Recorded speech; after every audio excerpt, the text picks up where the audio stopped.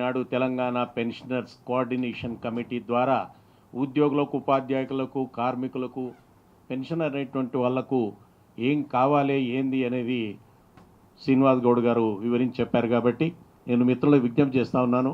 ये जो सरकार है तेलंगाना की सरकार 5 DA ज़रूर देना, किसी भी हालत में ये 5 DA ज़रूर देना. పర్యాటకులందరినీ జరూర్ తెలంగాణ కానా అని ఎట్లా చెప్తున్నారో అదేవిధంగా మేము కూడా 5 DA జరూర్ పెన్షనర్స్కు, ఎంప్లాయీస్కు దేనా. అదేవిధంగా PRC జిత్నా హో సకే ఉత్నా జల్దీ అపాయింట్ కర్నా. మిత్రులందరికీ కూడా నేను కోరేది ఏమిటి అంటే ఈనాడు రాష్ట్ర ప్రభుత్వం చేస్తున్నటువంటి ప్రచారంలో భాగంగా మేము కూడా అదే డిమాండ్ చేస్తూ ఉన్నాం. డిఏలు అనేటివి ధరలకు అనుసూచ్యంగా ధరలు పెరిగినప్పుడు మాత్రం కేంద్ర రాష్ట్ర ప్రభుత్వాలు డిఏలు ఇస్తాయి కాబట్టి 5 డిఏలు పెండింగ్ ఉన్నాయి. దయచేసి 5 డిఏలను విడుదల చేయాల్సిందిగా కోరుతా ఉన్నాం. అదేవిధంగా PRC సమయం దాటిపోయింది, PRCని వెంటనే అపాయింట్ చేయాలని కోరుతా ఉన్నాం. 3,50,000 పైచిలకు ఉన్నటువంటి పెన్షనర్స్ ఉద్యోగులకు డిఏ ఇస్తేనే, PRC ఇస్తేనే మాకు ₹1 వస్తుంది.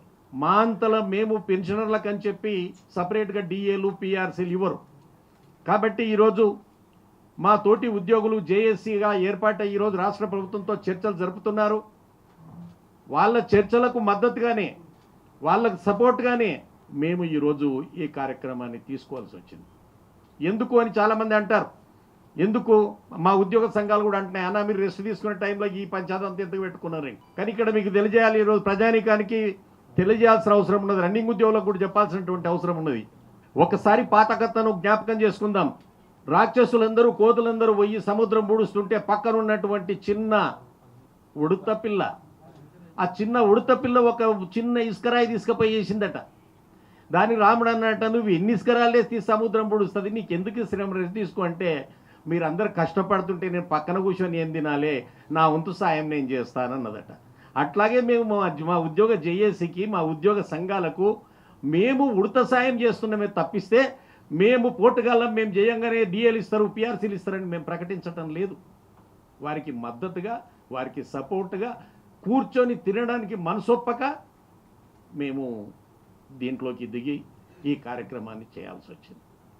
కాబట్టి వెంటనే రాష్ట్ర ప్రభుత్వం జేఏసీ నాయకులను పిలిచి వాళ్ళతో చర్చించి డిఏను విడుదల చేస్తూ PRCని కూడా అపాయింట్ చేయవలసిందిగా మేము ప్రధానంగా వారిని కోరుతా ఉన్నాం.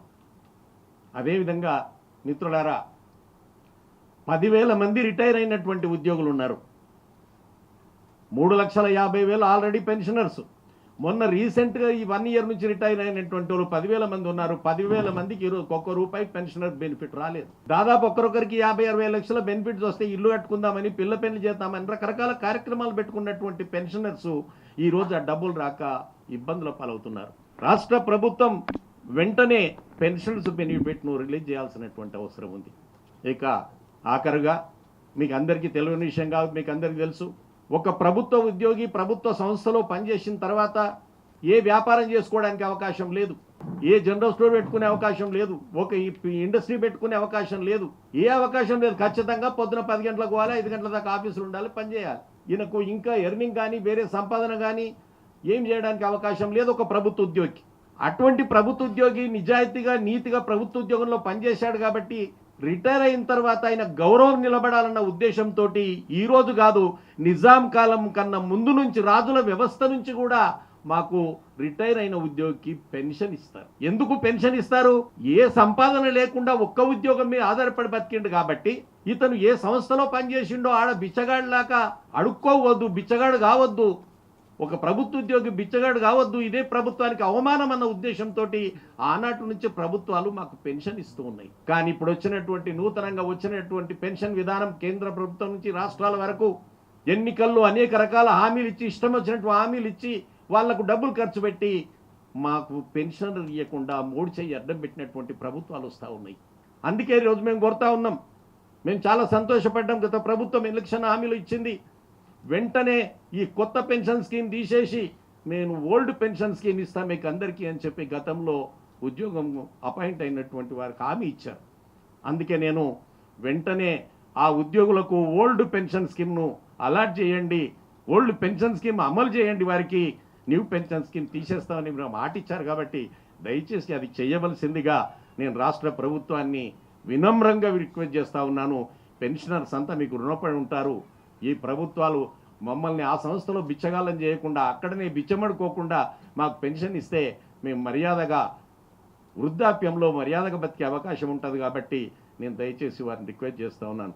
కాబట్టి మిత్రులారా, నేను ఇంకా ఎక్కువ విషయాల జోలికి వెళ్లకుండా మీతోటి ఈ 4 డిమాండ్స్ ఏవైతే ఉన్నాయో వీటిని వెంటనే అమలు చేయాల్సిందిగా జేఏసీ రాష్ట్ర జేఏసీలో పనిచేస్తున్నటువంటి నాయకులను పిలిచి ముఖ్యమంత్రి గారు చర్చించి వెంటనే డిఏలు రిలీజ్ చేయాలి, పిఆర్సీ ప్రకటించాలి, పెన్షనర్ల బెనిఫిట్ రిలీజ్ చేయాలి, ఓల్డ్ పెన్షన్ స్కీమ్ను అమలు చేస్తామని మాట ఇచ్చారు. దయచేసి అది అమలు చేయవలసిందిగా మిమ్మల్ని కోరుతూ ఈ అవకాశం కల్పించినటువంటి మీడియాకు వేదికకు ధన్యవాదాలు తెలియజేస్తాను. Thank you. Please subscribe to the channel and download the Politicos app from the links in the description.